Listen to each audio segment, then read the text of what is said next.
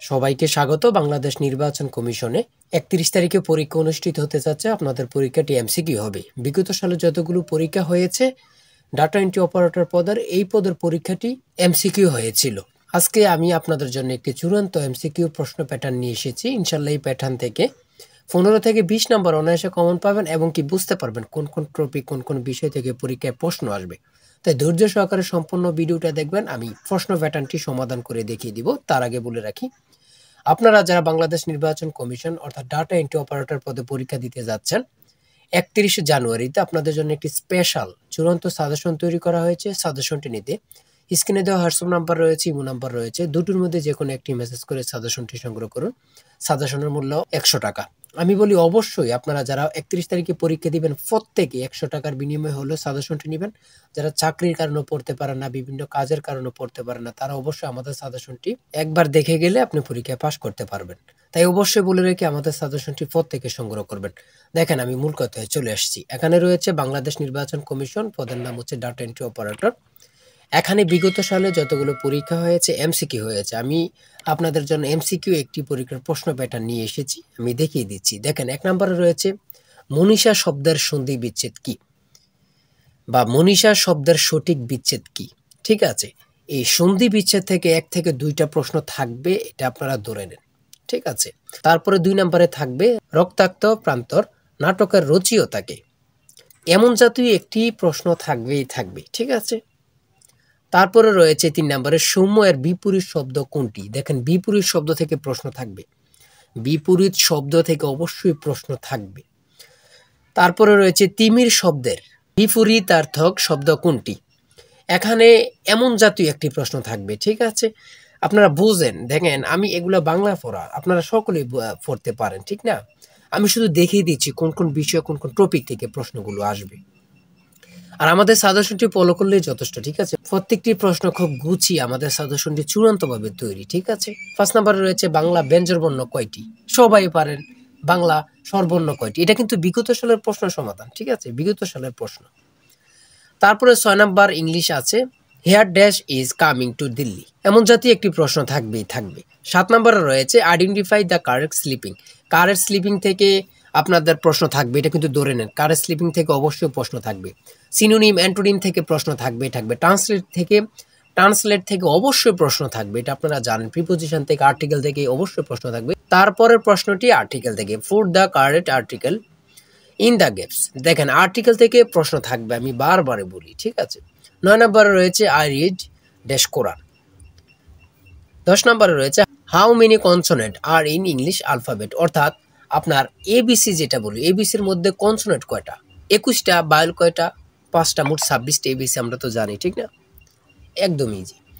আপনি এমসিকিউ পরীক্ষা মানে কি, আপনারা বুঝে বুঝে অ্যান্সার করতে হবে, মাথা খাটাতে হবে, বুদ্ধি খাটাতে হবে। ঠিক আছে, 11 নম্বরে হচ্ছে একটি লেবু 4 টাকা কিনে 5 টাকায় বিক্রি করলে লাভ কত।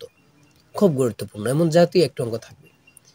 1:5কে শতকরায় প্রকাশ করলে কত হয়। খুব সহজ, এগুলো কিন্তু বাইর করে একদম ইজি। 13 নম্বরে রয়েছে নিচের কোন ভগ্নাংশটি ছোট। ঠিক আছে, একদম ইজি। 14 নম্বরে রয়েছে 6 ফুট অন্তর বৃক্ষের চারা রোপণ করা হলে 100 গজ দীর্ঘ রাস্তায় সর্বোচ্চ কতগুলো চারা রোপণ করা যাবে। 15 নম্বরে রয়েছে 2, 3 এবং 4 দ্বারা 3 অঙ্কে কতটি বিজোড় সংখ্যা গঠন করা যায়। 16 নম্বরে রয়েছে 10% হারে কত সময়ে 500 টাকা সুদ 100 টাকা হবে। দ্বারা থেকে একটি অঙ্ক থাকবে, দ্বারার অঙ্ক কিন্তু একদম ইজি, আপনারা সকলেই জানেন। 18 নম্বর রয়েছে একটি শ্রেণীতে যতজন বালক ছিল তারা প্রত্যেকে তত টাকা দিলে 100 টাকা হয়। বালকের সংখ্যা কত। একদম ইজি বাইর করার, মাথা খাটান। এই প্রশ্নগুলো কিন্তু মাথা খাটাতে হবে। ঠিক আছে, 19 নম্বরে যদি দুইটি সংখ্যার গুণফল 96 এবং সংখ্যা দুটির যোগফল 22 হয় তবে ছোট সংখ্যাটি কত। 20 নম্বর একটি বর্গক্ষেত্রের পরিসীমা। ত্রিভুজ থেকে প্রশ্ন থাকবে, পরিসীমা এগুলা থেকে প্রশ্ন থাকবেই থাকবে। ঠিক আছে, 400 মিটার এর ক্ষেত্রফল কত বর্গ কিলোমিটার। 21 নম্বরে রয়েছে বাংলাদেশের সবচেয়ে বড় হাওর কোন জেলা অবস্থিত। 22 নম্বরে জন্ম মৃত্যু নিবন্ধন আইন সংসদে কত সালে পাশ হয়। খুব গুরুত্বপূর্ণ, 2004 সালে। 2004 সালে। প্রথম কম্পিউটার প্রোগ্রামার কে। তারপরে 24 নম্বর রয়েছে রংপুর পারমাণবিক বিদ্যুৎ কেন্দ্র কোথায় অবস্থিত? ঈশ্বরদী, পাবনা। খুব গুরুত্বপূর্ণ। 25 নম্বরে রয়েছে উত্তরা গণভবন কোন জেলায় অবস্থিত? সঠিক উত্তর নাটোর। বাংলাদেশের সর্বশেষ বিভাগের নাম কি? ময়মনসিংহ। বাংলাদেশের সবচেয়ে বেশি চা উৎপাদন হয় কোন জেলায়? মৌলভীবাজার। বাংলাদেশের প্রথম রাষ্ট্রপতির নাম কি? বাংলাদেশের প্রথম অস্থায়ী রাজধানীর নাম কি? 30 নম্বরে রয়েছে 1971 সালের 25শে মার্চ রাতে পাকিস্তানি সামরিক অভিযানের সাংকেতিক নাম কি? 31 নম্বরে রয়েছে কম্পিউটারের সমস্ত কাজ সম্পাদিত হয় কোন সংখ্যার দ্বারা? 32 নম্বরে নিচের কোনটি ডাটা সংরক্ষণ ও স্থানান্তর ব্যবহৃত হয় না? 33 নম্বরে অবৈধভাবে একজন কম্পিউটারে প্রবেশ করে তথ্য চুরি কিংবা ধ্বংস করাকে কি বলে? হ্যাকার।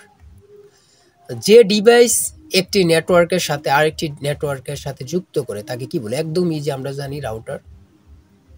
35 নম্বরে কোনটি তারবিহীন দ্রুতগতির internet? 1 KB equal to how many বিটিস?